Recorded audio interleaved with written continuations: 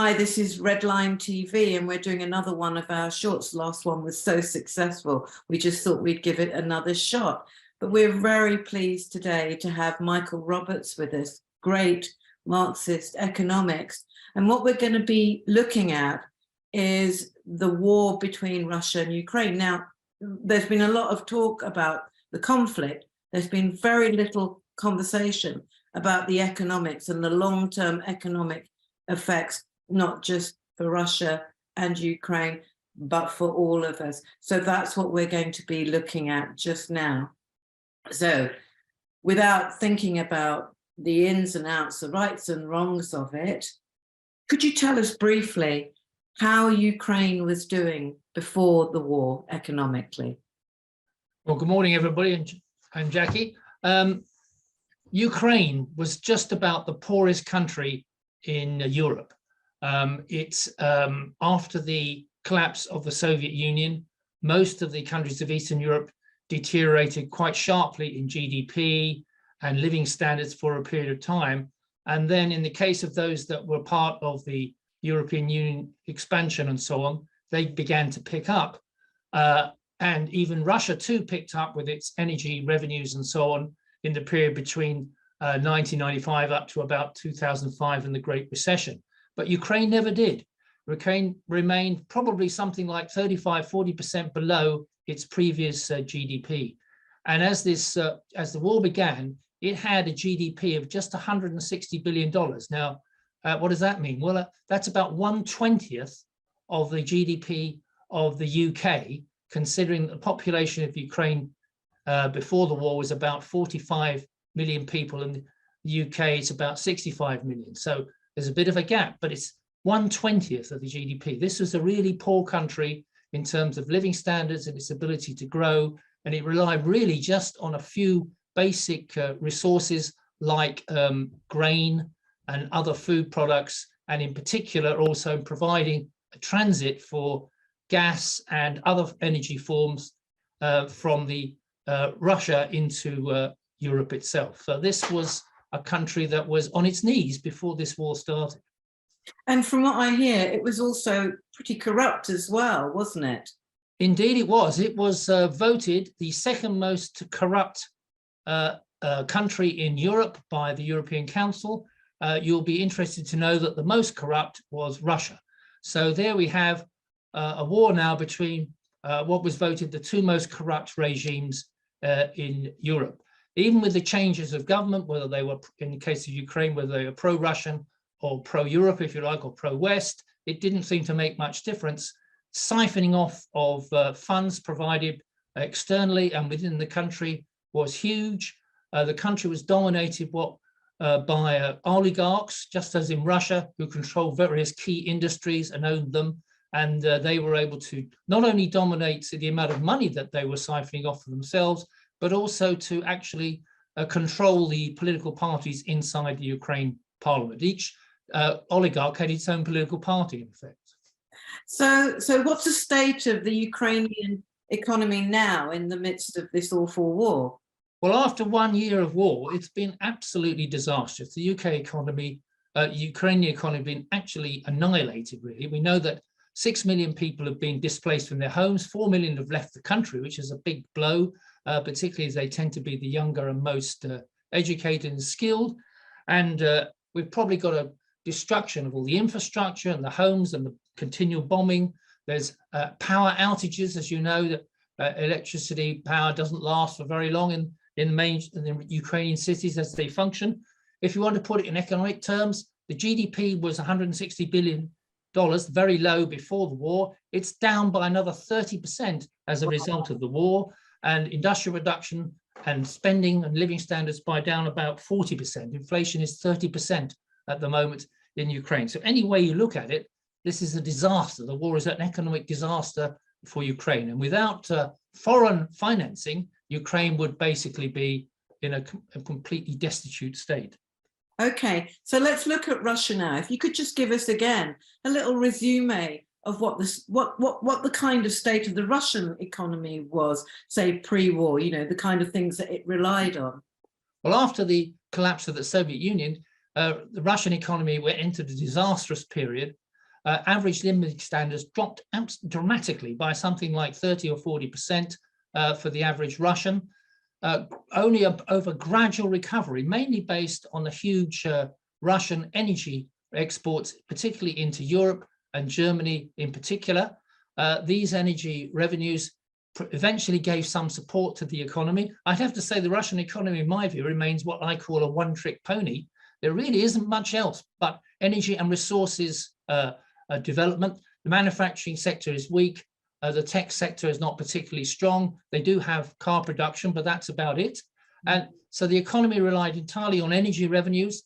As the price of oil and other energy products rose quite sharply from about 2000 to 2010, Russia started to pile in quite a lot of money and the economy sort of recovered. But after the end of that energy boom, which was about 2010, they've been struggling again. And the Putin regime really hasn't been able to take the economy forward in the last 10 years.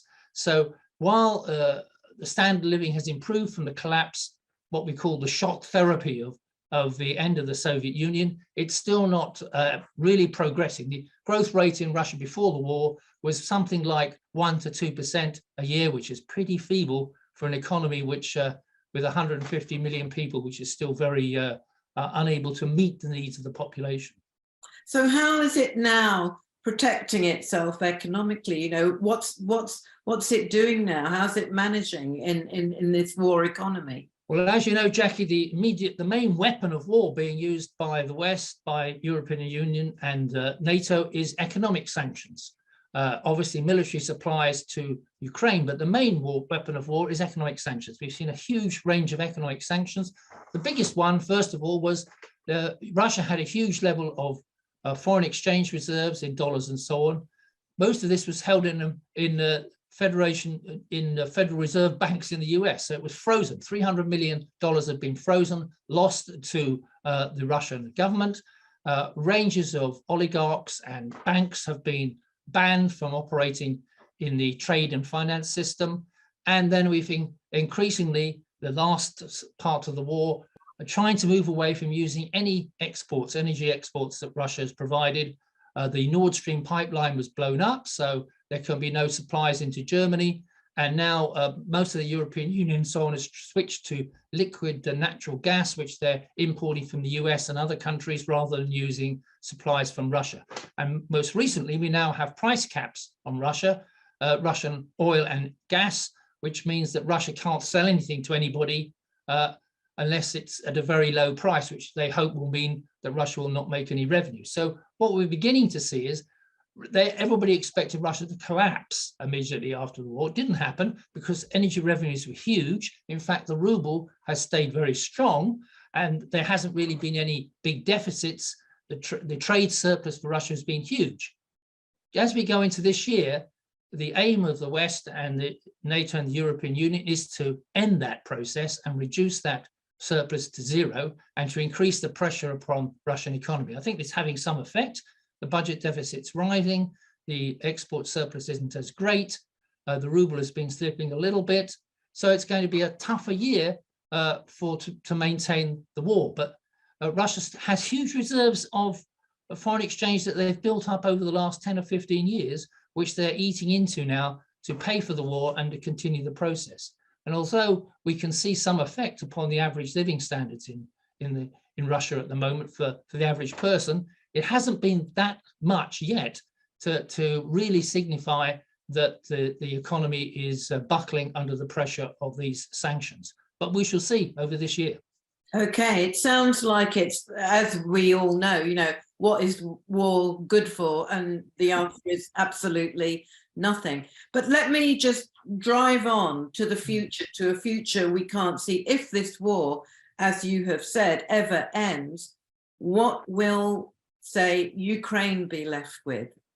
Well, if we get some sort of a peace agreement, which as far as I can see is the only solution, otherwise the war will be incessant and could go on for more than a decade. But assuming we get some sort of deal, then Ukraine is faced with a major reconstruction problem. It's estimated that given the losses in just physical infrastructure and so on, housing and all the rest of it, and the need to rebuild the economy, something like $1 trillion would have to be spent over the rest of this decade.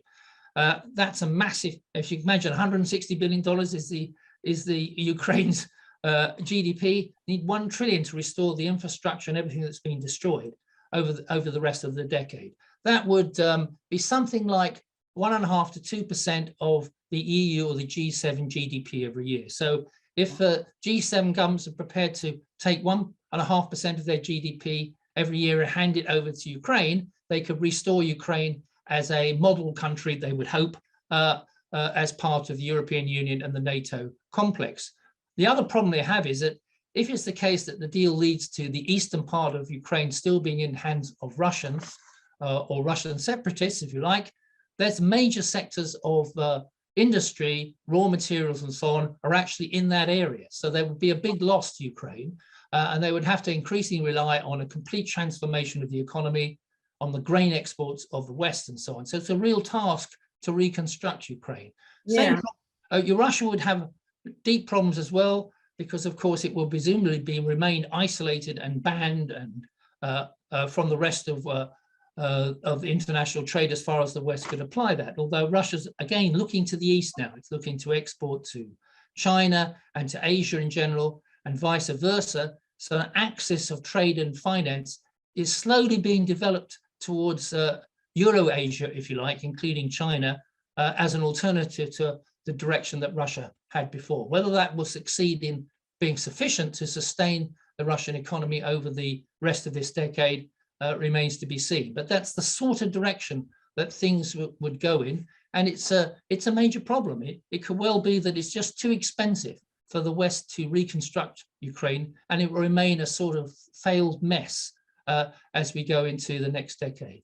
And of course, what you're also inferring there is something that has been under a lot of discussion, which is the fact that for many people, this appears to be something to do also with the struggle that US is happening with China in terms of, you know, maintaining its position. But if we look at the end for Russia as well, what do you see there for Russians?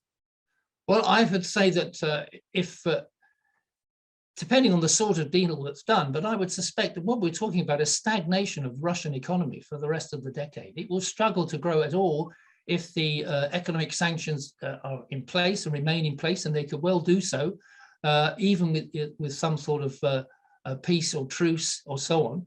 And that while those sanctions apply, it's extremely difficult to Russia to really take the economy forward. But in a more general sense, the Russian economy isn't designed to expand in the way that it should do in terms of new technology, high productivity, skilled jobs and so on. It's so dominated by its energy and resource sector and a control of that energy and resource sector previously by oligarchs. I think increasingly after the war, these will be state directed under the control of the Russian government, whatever it is.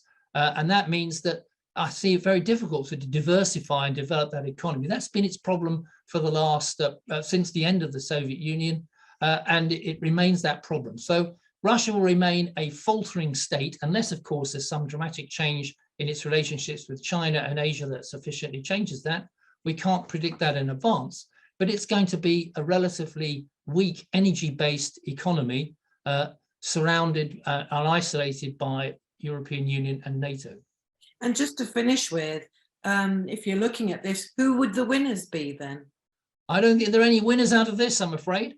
I can't see that either side. Ukraine will be, unless the West is prepared to plow huge amounts of money, then Ukraine is going to be struggling for the rest of the decade, and so is Russia. And more importantly, as you said, Jackie, that in some ways people would argue this is a rehearsal for further conflict, trade and finance, and possibly military conflict between the US and China, which is steaming forward as well. It's an open secret on the part of American strategists that China has to be subject to the same sort of sanctions and controls to stop its aggressive expansion, as they argue, in the China and in the Asian part of theater. And the hot point is obviously going to be what happens with Taiwan in the same way. So we're entering a period now where the world economy is no longer one dominated by a sort of a moderate hegemonic power like the US, so-called, that provides the rules of order for trade and finance. We're entering a multipolar world where all sorts of sectors and different countries are forming different alliances in a struggle to maintain the position in the world. And the US will be attempting to restore its dominance in world economy that it's had in the 20th century, and yet it faces an opening up of various blocks.